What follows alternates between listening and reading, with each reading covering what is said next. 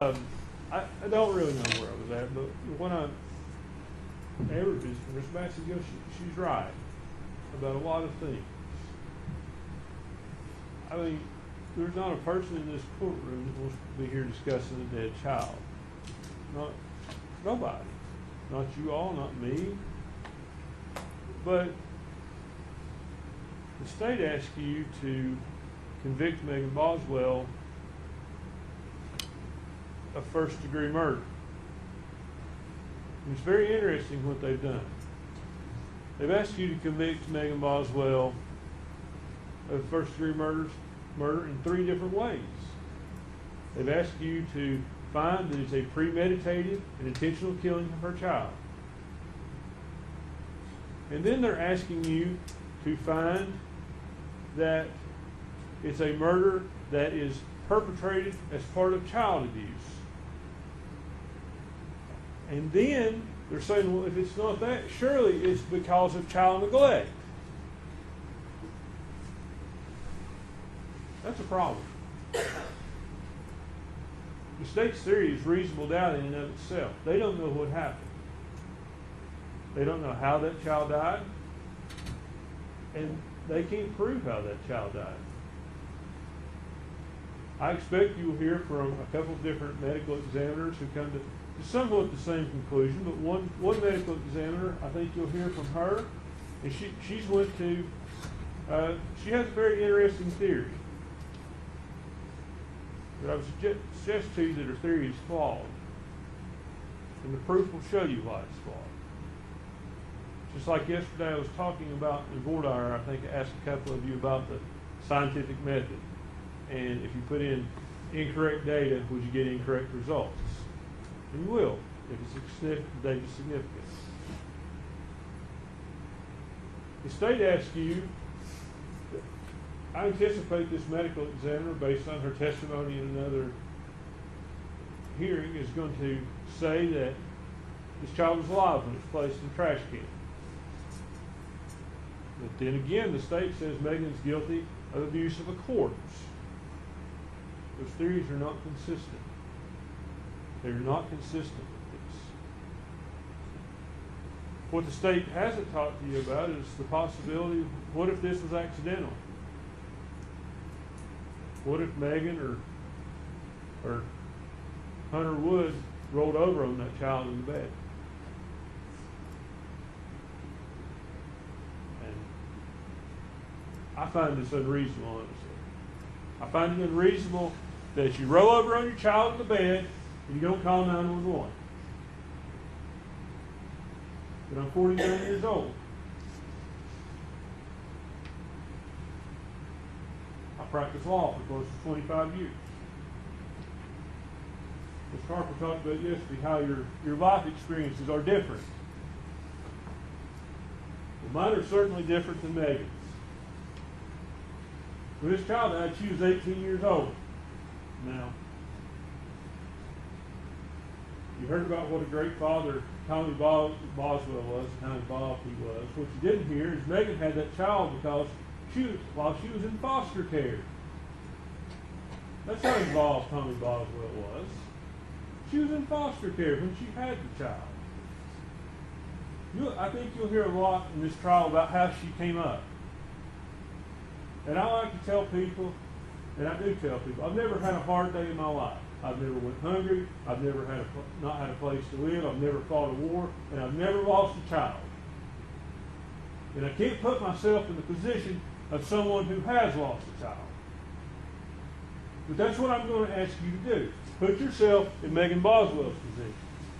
She's 18 years old. She's got an older boyfriend. We expect the proof will be that he tells her, don't involve me with this. I don't want to be involved. Because they're scared they're going to get charged with something. That's going to be the proof in this case. And my reaction and your reaction would be different. I would certainly call 911. But I'm not 18 years old. And sometimes I think back to myself and I say, I would have called 911 at 18 years old. And I probably would. But I know a lot of people at 18 years old that wouldn't. Their life experiences are different. Their maturity is different. If any of you have kids, some of you probably know that.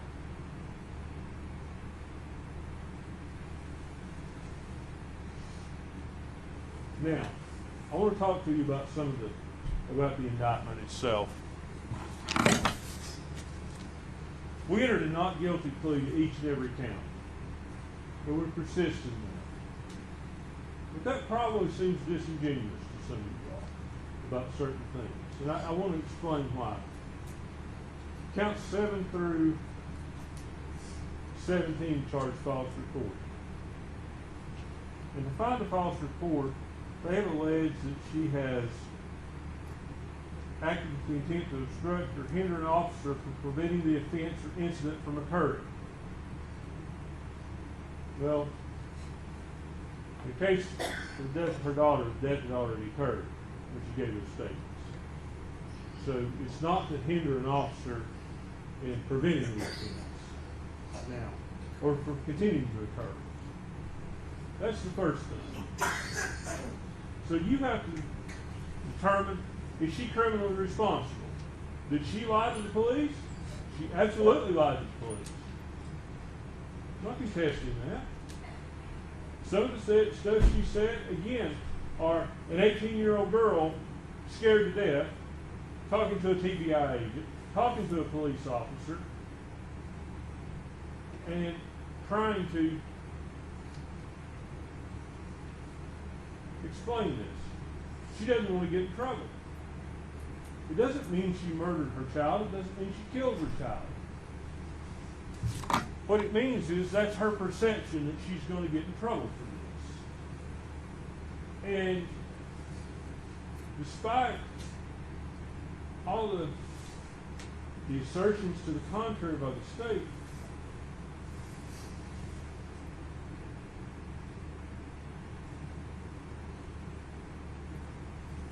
this is a trial, and I want to choose my words carefully. Ms. Matchengill talks about Evelyn. How to get this right for Evelyn. Get justice for Evelyn. And I want you to hear me out before you judge my statement. There's nothing you all are going to do that's going to change anything for Evelyn. Not a thing. The child is gone. Your job here today, and in the coming days and weeks, is going to decide whether Megan's actions are criminal or whether they're not criminal. I'm not asking you to find her innocent of anything, because that's not your function. Your job is to determine whether the state can prove beyond a reasonable doubt and to a moral certainty that she committed each and every element of the offenses charged. And you're not going to be able to do that. Their theories are absolutely inconsistent.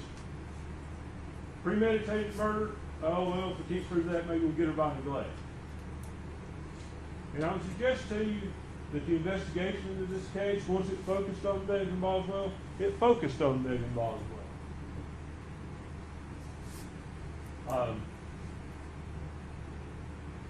You'll see what little investigation there was into Hunter Wood, the boyfriend that they talk about.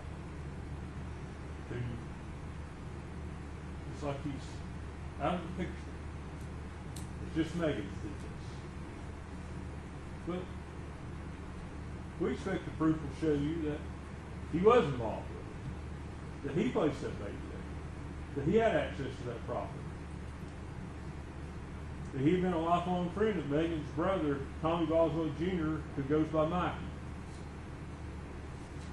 He knew where that stuff was. Now, there are other things about the body and how it was found that will come out in the proof, and I'll bring those to your attention later.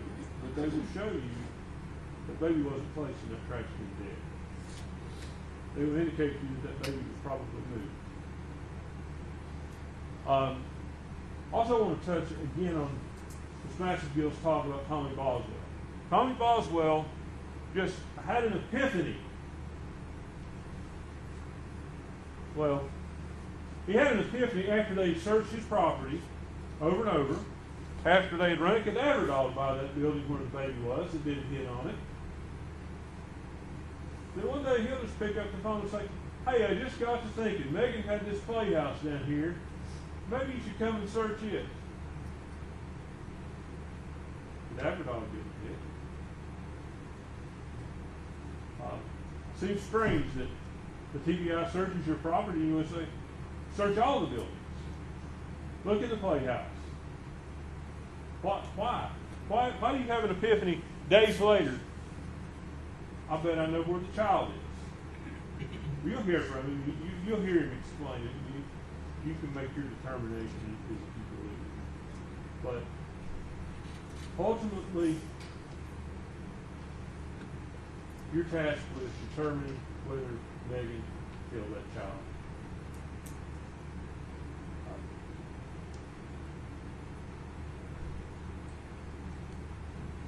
The child could have died of sudden death syndrome. It's on the upper range of sudden death syndrome, but it's still there. And that child, I think that child's date of birth is the middle of November. So when we say a 13-month-old child, the child was barely 13 months. Could have died from that. It could have died from somewhere around the open, as they believe. Just negative.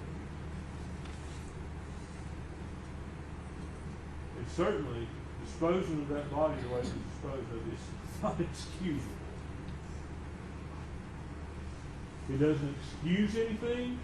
It doesn't make it right. It doesn't mean she's a murderer. It doesn't mean that. I want to talk to you about, there's a last count that we pled not guilty to on abuse or failure to report a suspicious death. And as indicted,